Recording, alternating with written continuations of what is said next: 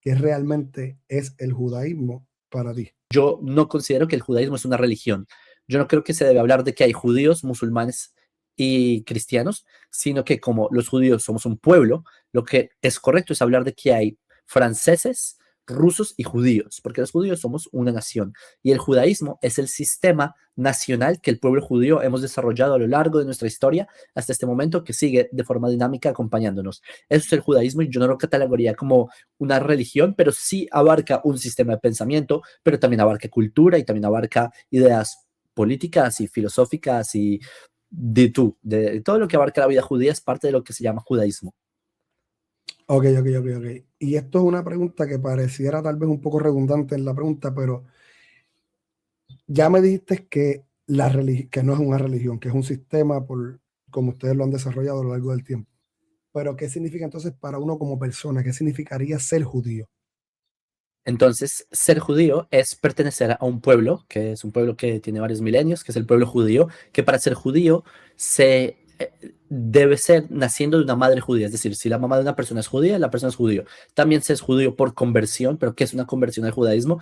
Es un anexo, es decir, una persona que se anexa al pueblo judío. Es lo que la palabra en hebreo es ger, es como extranjero. Esa persona se anexa al pueblo judío y no a la religión judía. Entonces, él es parte de esta nación que se llama el pueblo judío. Entonces, ¿qué es ser judío? Es ser parte de este pueblo. Y por eso judaísmo, al ser el sistema del judío, yo por eso considero que debería haber también, por ejemplo, un japonismo para los japoneses, un francianismo para los franceses y en mayor resolución, ya que Francia tiene zonas, por ejemplo, la zona de Provence es muy distinta a la zona más del norte de Francia, por eso es distinto, ¿sí? Cada francianismo es distinto, entonces creo que así debería verse como un sistema nacional que acompaña al judío y por eso el judío es relativo a la nación judía y el judaísmo también. Ok. Ok, arrancamos entonces con ya entendiendo Jonathan, más si allá. me permites, ¿sabías que hay judíos ateos? ¿Conocías eso? Eh, lo, lo entiendo lo que quieres decir. Lo que pasa es que entiendes, yo soy de Puerto Rico, acá se ve bien diferente y que eso es lo que yo quiero más Claro, que todo que se claro, especifique, que se especifique. es que No, esa es la gran novedad de que de repente, después de 2000 años, que las personas conocían la idea del judío, porque, por ejemplo, el judío es un, ¿cómo se dice?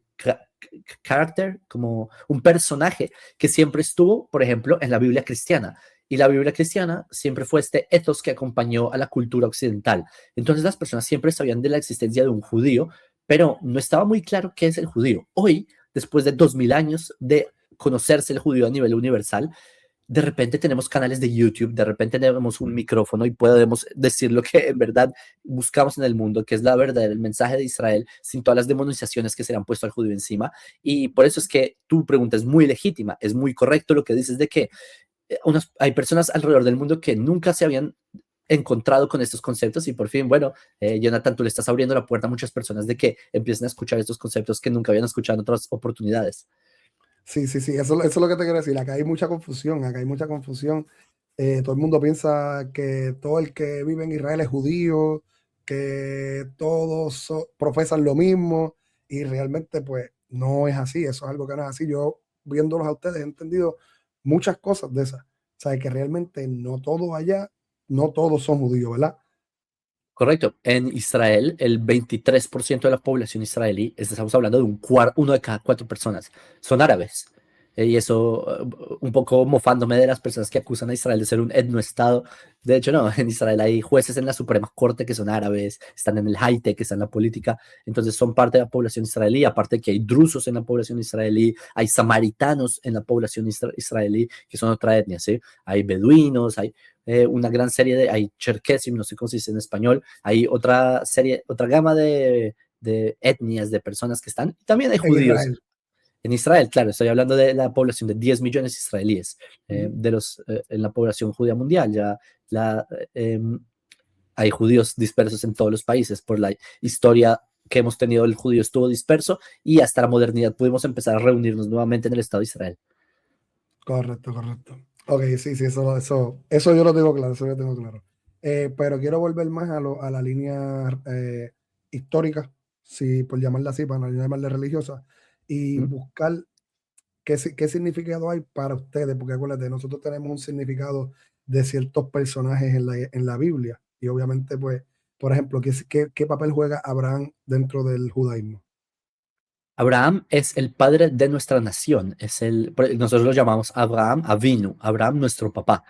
Y yo entiendo que a nivel en Occidente se le considera el padre de la fe, pero el judío lo consideramos nuestro papá de la tribu. Es decir, si nosotros somos los Israel, ¿por qué nos llamamos Israel? Porque somos los hijos de Israel. Ahí viene el término. ¿Quién era Israel? Jacob. Él tenía dos nombres. Jacob es uno de los personajes de la Biblia, tenía el nombre de Israel y Jacob. El papá Jacob, ¿quién era? Yitzhak. ¿Y quién era el papá Yitzhak? Abraham.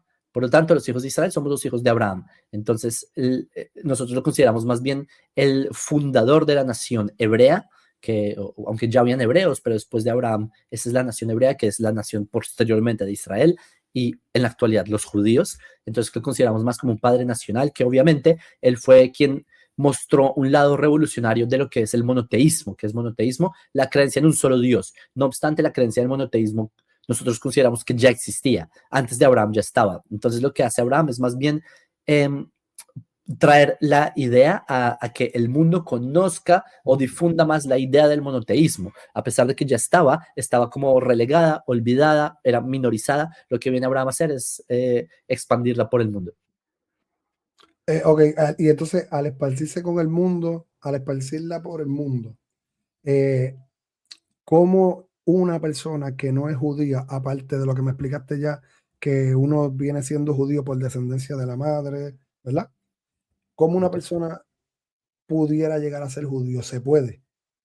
Sí, entonces, y esto cae perfecto con la época en la que estamos, que en un par de días es una fiesta judía que celebramos que se llama Shavuot. Shavuot, que nosotros tenemos una tradición de que leemos lo que se llama el libro de Ruth. ¿Quién fue Ruth? Ruth fue la bisabuela del rey David y Ruth no era judía, era moabita. Y están invitados a leer el libro de Ruth, como ella llega de Moab, que era un pueblo que no era el pueblo de Israel, no era judía, pero Ruth decide anexarse al pueblo de Israel. Ella dice, le dice a Naomi, tu pueblo será mi pueblo, tu Dios será mi Dios, tu pueblo será mi pueblo. Es decir, ella toma la identidad nacional y a partir de ahí toma la ideología de Israel. Entonces, Ruth es una persona que se anexa al pueblo judío y Ruth, a partir de ella, empieza a nacer la cadena de las personas, quienes serán los ancestros del rey David y el rey David. Y del rey David vendrá el Mesías. Significa que convertirse al judaísmo es un proceso de que una persona que no era judío se anexa al pueblo judío. Es un proceso que obviamente incluye la parte de ideología o la parte, como llaman, espiritual, también de conocimiento sobre cómo seguir las leyes del pueblo de Israel, lo que llamamos la halajá o la ley judía, y después de todo un proceso que la persona ha interiorizado ya y si ha entendido que en verdad quiere llevar este camino, esa persona es aceptada por el pueblo de Israel y se anexa al pueblo de Israel. Eso es lo que es la conversión al judaísmo. Ok, ok. Entonces esto es una pregunta, obviamente yo entiendo que debe ser un sí, pero tú como judío recomiendas a las personas que conozcan sobre judaísmo y opten por ver si les conviene y lleguen a esa religión, o qué tú opinas de las personas que se mantienen en otras religiones. Me gusta saber qué opinas sobre eso. Muy buena pregunta, porque esto es algo que vuela la cabeza del judaísmo. El judaísmo tenemos como objetivo, los judíos, o por lo menos en nuestros profetas, se pone que uno de los objetivos que tiene nuestra nación es que el nombre de Dios sea conocido en el mundo. Pero, por otro lado, los judíos no somos proselitistas. Y esto causa mucho choque en el mundo. Es decir, ¿qué es no ser proselitista? Significa que no buscamos que las personas sean judíos. No vamos evangelizando o hebraizando personas, judaizando, como quieran decirlo. No buscamos que las personas se conviertan al judaísmo. Es más, las conversiones al judaísmo son difíciles. A diferencia de, por ejemplo, en el Islam, que basta con decir una frase que es la shahada y la persona se vuelve musulmán. En el cristianismo depende de la denominación, pero basta con una inmersión y se le considera que ahora tiene este nuevo nacimiento y es cristiano. En el judaísmo es muy complicado, se rechaza, esto es bastante más las trabas, pero ¿por qué? Porque no consideramos que toda la humanidad tienen que ser judíos. No hay ningún ideal en ser judíos. Lo que sí hay un ideal es en ser buena persona y en cumplir lo que se llaman las leyes noágidas, que son unas leyes de la humanidad, son leyes universales. Pero una persona puede ser un japonés y ser muy buena persona y transformar a la humanidad y hacer un mundo mejor en Japón. ¿Y por qué lo digo? Porque si el objetivo es que el mundo sea bueno, ¿y cuántos judíos somos en el mundo, Jonathan? Somos como el 0.2% de la humanidad. Somos muy poquitos. ¿Cómo es posible que poquitos judíos transformemos al mundo entero? La única forma es, como lo dijeron los profetas, cuando las naciones del mundo están en sinergia con Israel, cuando las naciones del mundo dicen queremos aprender tus caminos, los caminos del Dios de Jacob, o sea, el Dios de Israel, y seguir estas pautas que plantea la Torá, y así las naciones del mundo son las que transforman al mundo, porque piénsalo, ¿tú dónde estás? ¿En qué Puerto Rico, país? Puerto Rico. En Puerto Rico, porque cómo los judíos podríamos cambiar la realidad social, económica, política de Puerto Rico. Los que cambian esa realidad y los problemas que lleguen a tener en Puerto Rico son las personas en Puerto Rico, no nosotros, son ustedes. Y por eso es que el ideal es que ustedes, las personas que no son judíos, son los que transforman el mundo. Y por eso está dicho Israel, luz de las naciones. ¿Qué significa? Que Israel es una herramienta, una luz, una linterna. ¿Para quién? Para las naciones. Las naciones son quienes en verdad hacen el trabajo y lo que hacen es tomar la luz, esta lámpara o linterna, iluminar dónde hay que apuntar y hacia allá van. Pero los que hacen la transformación del mundo son las naciones. Israel somos aquellos que damos como un corazón que palpita y da sangre a los órganos. Hay otros órganos, no puede un cuerpo sin un cerebro, es decir, sin un Puerto Rico y sin un riñón, sin un Japón. ¿Sí? Siempre me gusta hablar del ejemplo Japón porque es como se puede entender que se habla de un pueblo y que están geográficamente ubicados. Entonces, por eso es que no consideramos que las personas deban convertirse al judaísmo, pero sí que conozcan lo que es el mensaje del judaísmo. Eso sí es importante. Sí, sí, sí, sí, sí, sí. No, no, no. Entendí perfectamente. O sea, el mundo puede funcionar cada cual por su lado, pero tratando de hacer las cosas bien. No, Exacto. no es tan difícil. Es más, yo creo que las ideologías más destructivas son aquellas que se han tratado de imponer sobre otras culturas. Los expansionismos ideológicos, los expansionismos que tratan de homogenizar a la humanidad, religiones que han tratado de que y es que esa es la cúspide de la intolerancia para mí, pensar de que el otro no tiene la razón y como mi religión es verdadera, mi cultura es la verdadera, voy a imponer mi cultura y mi religión sobre ellos. Y así es como empiezan todos los conflictos que conocemos. ¿Sí? Hay tres razones por las que hay conflictos: territorio, por religión y por economía. Y este es uno de los factores que más ha empujado la idea de que haya conflicto. Y por eso lo que entiende el pueblo judío es que cada nación es importante y lo que hacemos no es buscar que las naciones sean como nosotros, sino al revés, que las naciones sean lo mejor de ellas mismas y que cumplan, eso sí, una serie de parámetros que son las leyes no ágidas y a partir de ellas logren hacer sociedades mejores. Pero es justamente como tú lo estás planteando, de que no se busca imponer, se busca que cada quien potencie con su propio potencial. No, y que cuando vienes a ver, hasta cierto punto, rompes la naturaleza de cada persona cuando quieres imponer cosas de otro Exacto, país. Que, o sea, exacto. nunca Y había visto esto de esa manera que tú lo acabas de explicar. por eso, ya conectando todo lo que hemos dicho, Abraham, el padre de nuestra nación, ¿cuál es la promesa que le dice Dios? Génesis 12, voy a hacer de ti una gran nación. ¿Y qué va a pasar después? Y en ti se bendecirán las religiones de la tierra, no dice. Los países de la tierra, los nacionalismos de la tierra, no. En ti se bendecirán las familias de la tierra. Porque la Torah dice familias de la tierra y no dice los países de la tierra o las religiones de la tierra, porque las familias son estos componentes del mundo que no tienen nacionalismos, no tienen ideologías, no son, no están contaminados con los vestidos. Porque, por ejemplo, una persona hoy en Japón o en Puerto Rico puede ponerse un vestido llamado, no sé, marxismo y se lo pone y el día de mañana se lo quita y se pone otro vestido llamado budismo y el día de mañana se lo pone y se pone otro llamado pastafarianismo y no importa. Pero la persona japonesa va a seguir siendo ella, su cultura, su familia, las raíces milenarias que ya están, digamos, impregnadas en su esencia, eso nunca se lo puede quitar. Ahí es donde el judaísmo le apunta, a la raíz del ser humano y no al vestido. El vestido es importante que cada nación lo desarrolle de la forma correcta posible, pero es justamente por eso que no somos proselitistas, pero sí buscamos que las personas sepan que no tienen que imponerse sobre otros ni que nos vamos a imponer sobre ellos. Sí, sí, sí, sí, sí, brutal, brutal. Esa visión me encanta, ya Real, porque muchas veces en estos debates de religión aquí, y prácticamente por eso es que yo me meto en esto, porque yo digo, ¿cómo es posible que no puedan dialogar? ¿Cómo es posible que no puedan dialogar si la realidad es que hay un Dios, se supone que quiere el bien para todos?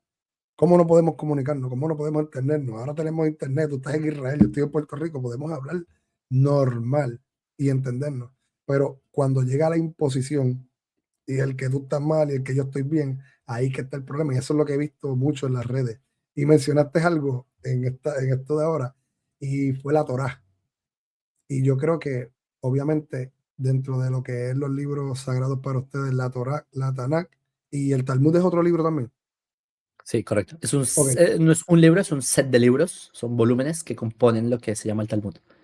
pues yo creo que muchas veces dentro de tanta confusión que hay en estos países de acá de Occidente, por decirlo así, pues muchas veces pasa por la falta de conocimiento, porque no quieren entrar a buscar, a entender, simplemente nos quedamos con la traducción de la Biblia que tenemos y no queremos enfrentarla, no queremos enfrentarla, simplemente nos queremos quedar cuadrados en el pensamiento que tenemos. Y me gustaría, por, un por encima, no tanto que nos metamos tan profundo, ¿qué son esos libros para ustedes? ¿Qué significan realmente esos 3 libros para ustedes? Ok, voy a responder y llegar también al punto con el que comenzaste esa intervención. La Torá es el libro más importante, pero no solamente es un libro. Hay Torá escrita, que es lo que se conoce como el Pentateuco, son los 5 primeros libros de la Biblia. Pero hay algo que se llama la Torá oral. La Torá, nosotros consideramos que en el Sinai fue entregada, digamos, compilada o explicada la Torá oral, pero la Torá oral estaba antes de todo. Es algo que se transmite desde la creación, así lo consideramos varios de las personas del judaísmo. Y luego, para codificar ideas de la Torah, se escribió la Torah escrita, pero la Torah oral es este compendio de cosas que se siguen explicando generación en generación, que es el Midrash, que son explicaciones más profundas de lo que significa el texto, porque por ejemplo dice que Dios creó a Adán del polvo de la tierra y le insufló el espíritu. ¿Qué significa eso? Que es polvo de tierra, que es espíritu, que es... Entonces, lo que explica es la Torah oral, el contenido de lo que significan este tipo de códigos o frases, eso es la Torah oral. Y la Torah oral quedó codificada en unos libros que se llama el Talmud, que de hecho es esta pared de libros que ves atrás, todo este set, es el Talmud, es una serie de diálogos entre rabinos, entre sabios de Israel, en donde ellos no solamente dialogan, debaten, discuten sobre cómo es la aplicación de la Torah, cómo se aplican las normativas de la Torah, y eso es la Torah oral. La Torah oral es la tradición que se fue explicando de boca en boca, y los sabios de Israel la plasman en el Talmud. Y hasta el día de hoy, por eso la estudiamos. Ahora, al punto en el que tú vas de cómo es posible que hay personas que no pueden hablar temas de lo que llaman religión. Es un tema muy explosivo, política, ni hablar. ¿Cuál es la gran diferencia con el judío en esto? Que a cualquiera que haya echado un vistazo al Talmud, el Talmud es un texto, no es un texto narrativo como leerse Harry Potter, es un texto de debates, es un texto que dice como el rabino tal dice tal opinión, pero el rabino tal dice que no. ¿Por qué él dice esto? Y explica. ¿Y por qué él dice esto? Y explica. Y empiezan a confrontar ideas diciendo, pero un segundo, ¿por qué él dice esto? Sí, uno podría decir aquello, pero él, porque, y empiezan a debatir ideas y debatir y debatir y te mandan por vertientes de ideas y al final no hay conclusión. No te dicen que, en muy pocos casos te dicen cuál rabino tiene la verdad o cuál rabino es la autoridad. Esto muy rara vez ocurre. ¿Y por qué? Porque el Talmud es justamente eso, la Torah es justamente eso, es una idea de saber cómo debatir. Y si tú te fijas, ¿por qué los judíos han sido capaces de inventar tantas cosas en el mundo? Justamente hace poco saqué un video de esto, es una tecnología que inventó un judío, el bolígrafo lo inventó un judío, el Wi-Fi se lo inventó una judía, el formato MP3, ustedes me escuchan por un invento judío, nos estábamos enviando mails, se lo inventó un judío, Google por Gmail fue, se lo inventó un judío y este video está siendo transmitido y comentarios en Facebook, también es una plataforma. ¿Por qué? Porque el judío, y no porque sean religiosos o no, porque estoy en Talmud, sino porque se nos enseñó desde pequeños a que no hay esquemas que te tienen que atrapar el pensamiento. Siempre puedes pensar que hay más allá y siempre tienes que estar abierto a crítica y siempre estate abierto a que si la otra persona puede tener la verdad, ve con la verdad, no vayas con el ego. Ese es como el punto del Talmud. Los rabinos no discuten por ver quién tiene la razón, los rabinos discuten para ver dónde está la verdad. Y creo que eso es algo que falta mucho en los diálogos que tú mencionas entre religiones, entre política y entre todos estos, ¿cómo le llaman? La batalla cultural, derecha, izquierda y todo esto. Quizás también los progres, y a mí, yo no soy progre y me disgusta mucho muchas cosas, pero la idea del progresismo tiene cosas que son verdad. Y ser un conservador al 100% tiene errores. La humanidad ya avanzó de muchos parámetros, pero ¿quién tiene la verdad? Este o aquel. Quizás es una síntesis. Este tipo de ideas se entienden gracias a la dinámica que tiene libros como el Talmud. Entonces, eso es solo una probadita de hacia dónde apunta el judaísmo. Sí, sí, sí, sí, excelente, excelente. Oye, eso fue síntesis de, como tú dices, síntesis de lo que es todo eso y espectacular. Realmente, si uno quiere buscar, tiene que profundizar un poquito más.